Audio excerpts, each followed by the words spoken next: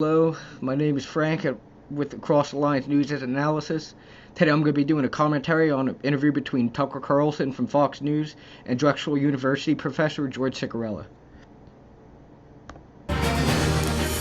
Well, good evening and welcome to Tucker Carlson Tonight. Attorney General Jeff Sessions just said on O'Reilly's show that it's time to clamp down on sanctuary cities. Well, with that in mind, we speak to a lawmaker who says there is nothing wrong with elected officials undermining immigration law. But first, anti-worker, anti-poor, Charles Murray, no more. Public safety. Anti-worker, anti-poor, I'm going to do it. Charles Murray. Well, the forces of tolerance did their best today to stop another Charles Murray event from taking place. The sociologist spoke at Villanova, but he had to be escorted out for his own safety after several people disrupted the event and called him a white supremacist. Murray returned after several people were rejected by the police. George. Well, Charles Murray is a white supremacist, just for anyone who hadn't looked into his work or his background. Now, first time I looked into it was admittedly right prior to this video, but I did look through a decent amount of it, and this guy does peddle nonsense, and it extremely, basically old school eugenics.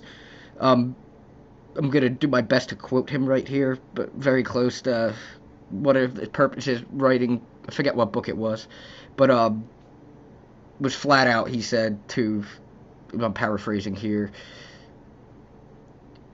a bunch of whites in America feel as if they're closet racist. This book is to make them feel better about themselves for that fact.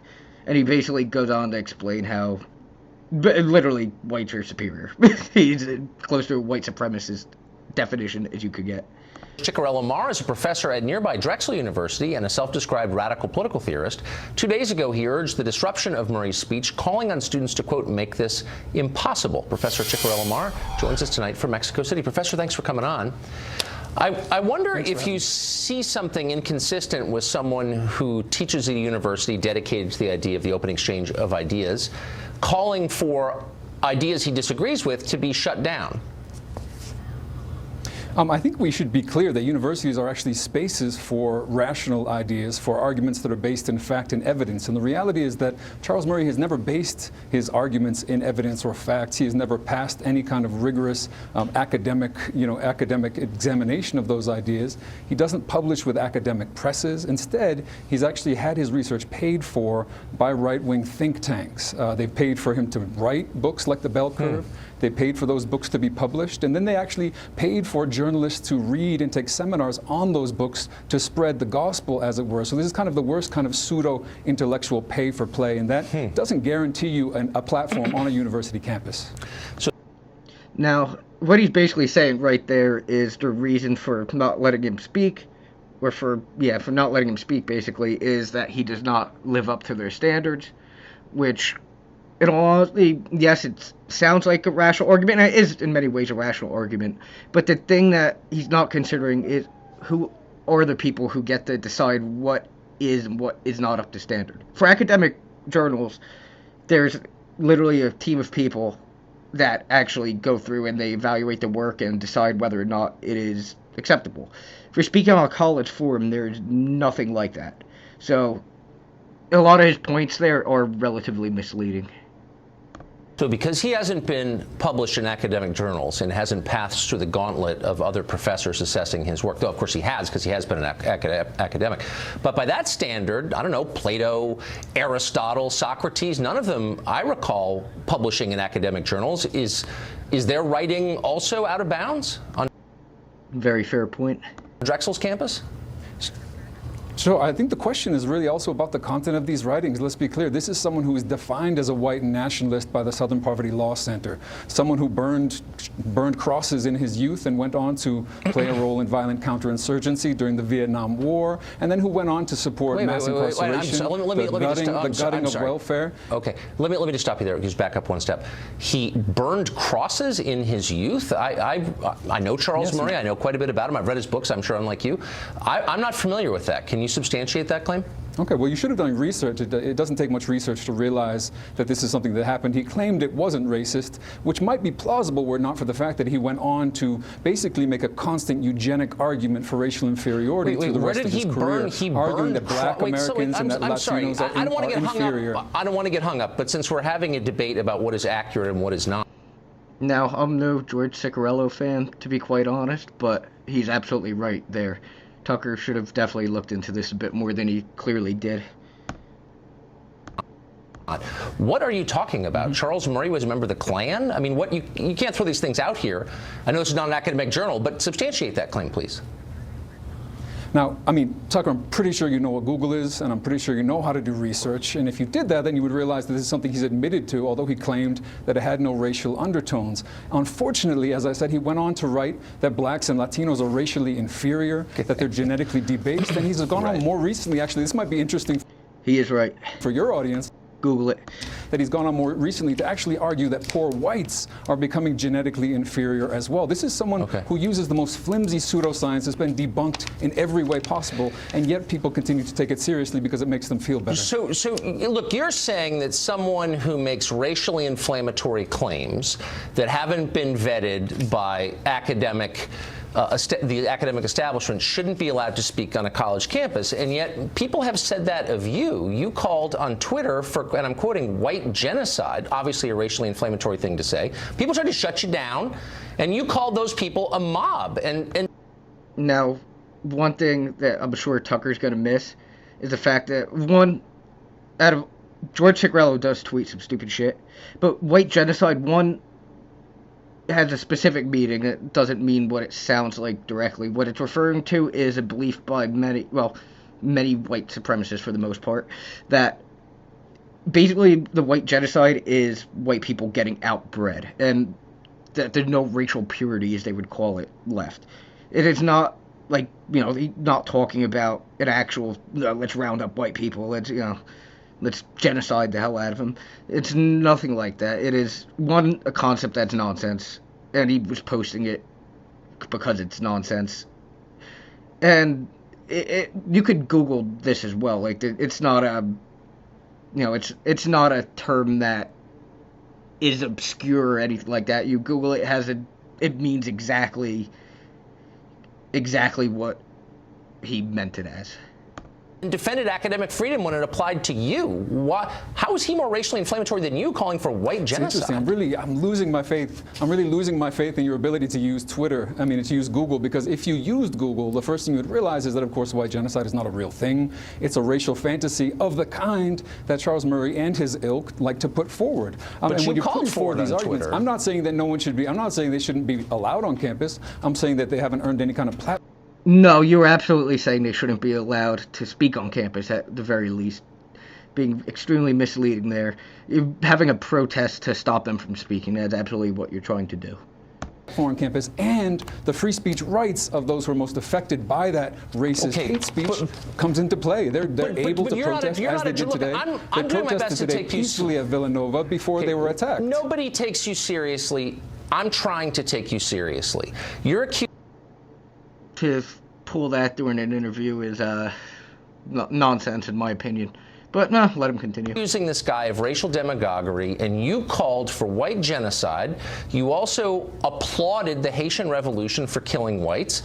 Look, those are your views. I'm not saying you shouldn't be allowed to express them. I'm merely pointing out the irony that you're trafficking in race hatred, and yet saying that Charles Murray shouldn't be allowed to speak because he traffics in race hatred. Are you self-aware enough to catch that? I actually believe, I believe in a very fundamental way that all people are equal. What's very interesting and different is that Charles Murray does not, and he's dedicated his life to arguing that people are inferior, and that those inferior people should not have access to education, should not have access to social welfare. I think he's argued for genocide. Should be out of higher education. Okay, right.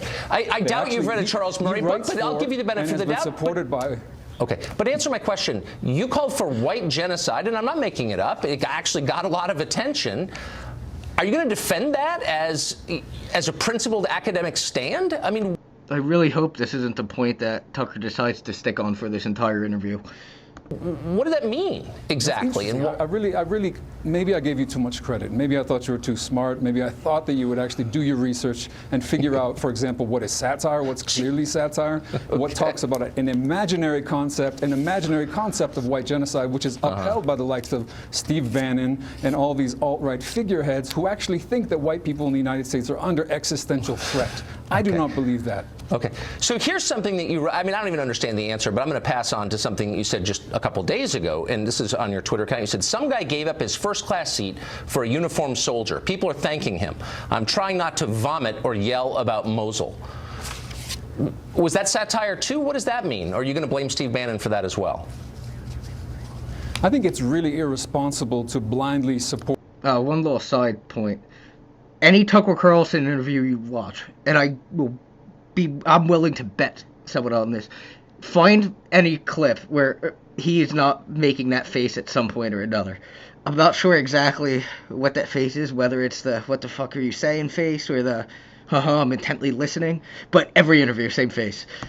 For example, wars that send off young people into combat, risk their lives, kill many others, as we've just seen in Mosul, 200 people incinerated by U.S. bombs, and to not do that in a way that expands anyone's freedom, that makes anyone less secure. The Iraq War but has you're not protected anyone's blaming freedom. the soldier. You're not blaming the policymakers. Oh, you're saying not. No. You're Absolutely saying not. giving up. No, you absolutely are giving the soldier shit, or not even the soldier shit. You literally are. The caption's pretty accurate. Professor claims about active kindness towards soldier, and I'm on his side when it comes to being I'm completely against the war, but there's no reason at all to tweet what he did regarding that soldier. It doesn't make sense. It doesn't stand with what you claim your view is, that you're anti-war, not against the soldiers, though. It's just a shitty position to have. A seat for a soldier in uniform made you want to vomit. You're not saying giving up a seat for the guy who made the war policy, but for the soldier, the guy who's risking his life. Why'd that make you feel like throwing up? Very good point.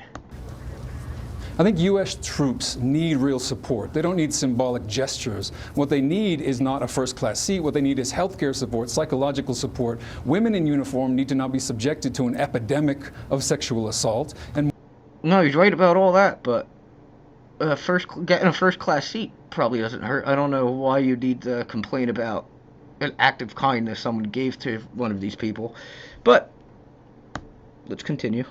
More than anything, they don't need to be deployed, have their lives risked, be taken away from their families for wars that do nothing and no good for anyone. But why is it bad to okay, that's fine, but why is it bad to give him a first-class seat? I'm missing that. Someone's trying to be nice to the guy who's going through all these hardships you just described, and that makes you mad. Why?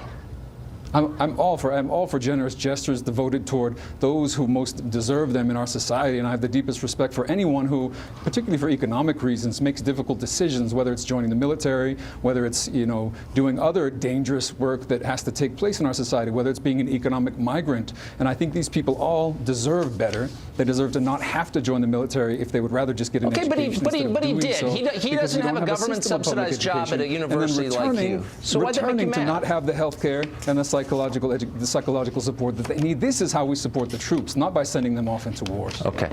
So you began this conversation with reference to your own scholarship and the academic journals that you and your fellow professors publish in. And because I do want to take you seriously, I actually spent some time reading some. And again, just a shitty interview tactic, trying to, basically dismiss the other person without actually going into any of their claims substantially is, in my opinion, bullshit. But again, we'll continue. Of them today, and I want you to explain to me what this means. Now, I was an editor for a long time, not an academic press, but an editor. You wrote a piece called "Dual Power in the Venezuelan Revolution." This is the second paragraph, and I'm quoting it. By viewing the process through the Leninist concept of dual power, that is, the construction of an autonomous alternative power capable of challenging the existing state structure, we can see that the establishment of communal councils in Venezuela is clearly a positive step toward the development of fuller and deeper democracy, which is encouraging in and of itself. Now, that's a sentence with too many adjectives, a passive construction, imprecise language. It's high school writing. It's crap. That's from someone who's a political science criminal justice major and has had to read a fair amount of academic journal articles. That's how these people write. And it's it's a lot of the time as Tucker said, it probably could be written a lot more clear, but for academic journals at least, that is the norm. And to just call it high school writing is not exactly accurate. And I'm wondering, is your scholarship serious? I really appreciate you digging into the vaults. I appreciate you digging into the vaults to actually closely read some of my earliest You're not an writings. impressive But scholar. we're really That's what I'm talking saying. about, You're a performance artist. That's not you're impressive. The person that's shown himself unable to use Google today. This is really interesting. No, I've serious. got 3 books What does that published, 2 by mean? I academic just presses. read. Hold I on, don't slow need down. to fly. Is this what qualifies as a serious news interview nowadays? It's literally, we're making fun of Tucker for not knowing how to use Google, which is starting to seem like the case. And Tucker just, I don't even know what the hell he's doing, trying to just throw in these little, digs at this guy. When there's genuine points to be had from both sides, and so far we have not seen really any of them, aside the soldier tweet could have been, was definitely relevant, could have definitely been used better, is to point out how inconsistent this guy is and how full of shit he is, but instead Tucker using it just as literally using it as a little jab at his basically moral self. Without academic credentials in front of you. But you're not capable of writing a clear sentence. Now, I went through a lot of different essays that you wrote, and I've got an IQ above room temperature, and I couldn't understand any of them because your writing is childlike. It's childlike. This is strange. And I'm wondering, it's almost as though your interview skills are childlike. See, fucking little cheap jabs, just all bullshit. can you explain what that you're means? Incapable of grasping very simple and very basic things. Okay, I've done so what is studies on popular power in Venezuela, on the development of what are called communal councils. I know them better than most, and I know what it means to develop these participatory institutions of democracy in Venezuela. I'm glad to talk about them. But if your entire shtick is to come on here and say that you can't understand basic English and basic sentences, I'm really not sure where to start. All right, that was a good one. I'll give him that. It's not basic English. I've spent a lot of time writing and editing basic English, and it's designed to make the idea clearer, not to cloak them from people. So 2 things are going on. Either you don't really know what you're saying because you don't understand it yourself, or you're trying to hide it from the person for whom you're writing. Or he's just used to academic writing, which that, again, I mean, you go look for yourself. There's free ones on Google Scholar. That's how these people write. Each of those terms is, yes, for an average person reading it, you if you're writing for anything but an academic journal and wrote like that, he would be having fair points. Because you wouldn't expect somebody who's not a political scientist to know what the hell he's talking about, using jargon for the most part. But when you're writing for an academic journal, you're expecting other political scientists are going to be the ones reading it. They actually understand what the jargon is. Tucker, before conducting this interview, I mean, how he brought it up, I think is actually making him look pretty stupid. But aside the point, it is, I don't know why he is taking this route in this interview. Let's see where this goes. And neither one is impressive. And I guess my point is the only writing I have read by you that I can understand clearly are your tweets, and they seem to be designed to shock. Oh no, that right there made you look very stupid, Tucker. Shock people to get. If it's above 140 characters, it just passed him apparently. Get attention. It seems again a species of performance art, not scholarship. Has this occurred to you? I mean, performance art is scholarship. Let's be real about that. But you seem to be able to understand the very short pieces that I write, and yet when you sit down to try to read the longer things, you suddenly want to perform your own inability to actually read and to digest. Plenty of people have read my work; they appreciate it, and yet you're here defending someone like Charles Murray, who very few people defend, who is a I'm not defending Charles Murray. Racist. Yeah, I could say definitely. He could make a fair argument that he wasn't defending Charles Murray, rather he was defending the right of free speech, but we'll go. I'm defending about them. We're here talking about. I'm defending his right to say what he thinks, and I think that underpins all scholarship is the right of people to say what they believe. We call it free speech. It's enshrined in the Bill of Rights, in the First Amendment to that bill. Now, just to get this out of the way, I actually fully agree with Tucker on this point. Do I agree with any of Charles Murray's views? No, none that I've heard. Do I think most of what he put is obvious nonsense? Yeah, most of what he has claimed is obvious nonsense? Yes, absolutely. But in my opinion, these are the people you should have them speak. Definitely have them speak. And my little caveat would be there should always be someone able to debate them and call them out for nonsense while they're giving the speeches. If you really want people like that to go away, and in his case he is full of shit, but in other cases, like Milo was another one, if you really think someone's message is completely wrong, off base, and bullshit, put it out there. Let everyone see what it is. I have more faith in people to believe that everyone's so stupid that if they hear any propaganda nonsense, they're just going to go with it. Especially when there's other people who are going to make sure to call out how full of shit it is and why it's full of shit. That's my personal take on the issue. So I'm just surprised that you're not for that, but then I guess I shouldn't be, because you defend Hugo Chavez. But let me just ask you one final question. If your tweet... Now, at no point in the First Amendment does it say that no one should use their free speech to protest. And I think you know that perfectly well. No, but it's not a question of protesting. Does it say that free speech shouldn't... It's a question of protesting to shut down someone else's ability to speak on a platform. That is where the real issue lies. And, yeah, George keeps dodging it, but maybe he'll address it by the end. Not be loud, it should not be disruptive, it should not be unruly. These are things that have a long and venerated tradition in the United States. And I'm not against protest, as you know. Free speech is very different. Protesting, Professor. You're trying to prevent a man to an academic platform. It's silly. You're trying to prevent him from saying what he thinks. Right-wing think tanks. Okay. Last question. The tweet that you're unwilling to defend about feeling nauseous as you see a man in uniform getting a first-class seat. You protected that. You prevented the public from seeing that right after you tweeted it. If you're proud of what you think and you can defend what you think, why did you do that? I believe absolutely in the right of people to use. Because he realized it was a stupid fucking tweet, which I don't know why he won't just admit, say, oh, it was, either worded it in a way that didn't get across what he was trying to convey, or said it in, just said it and then looked at it and like, what the hell was I thinking? But I don't know. People don't like admitting they're wrong. Use these platforms. I believe in the right of Charles Murray, of course, to take to Twitter and to say, to spew his kind of violent racism. But that doesn't mean that he should be invited onto a university campus to do so. I'm sorry. I don't have a lot of time. I just want you to answer my question. Those people that he says are inferior, he says are inferior, have every right to protest to him, to take to the streets, to demand that he not be able to speak. But you're not answering my question. Their existence as human beings. You're going on racism, inferior.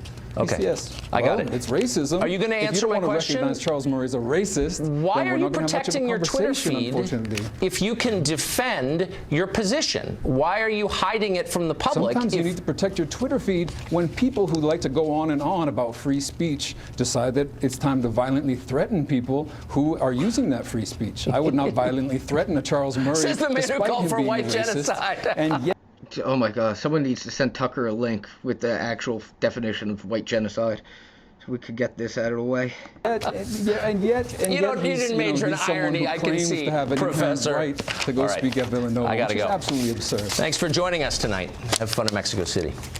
Now, main reason I wanted to do a commentary on this was, one, when I saw the two people in it, I'm like, all right, that's going to be interesting. And it was pretty much what I expected. Now, this is a beautiful example of how conversation does not happen at a large-scale level in this country anymore. These are two people who are very ideologically entrenched, and instead, there was no discussion during this entire interview. It was jabs and little digs here and there, but there was no actual discussion of the issues that they claimed to have wanted to go through during this interview. Which, if we had that, I think we'd be in a much better place as a country, as a society, and definitely the news media would be taken a lot more seriously if, they actually did interviews and, actually looked at different issues instead of just this nonsense. Now, yeah, that's my take on it. Let me know what you guys think in the comments, or comments below. Thanks for watching. I'll see you again soon.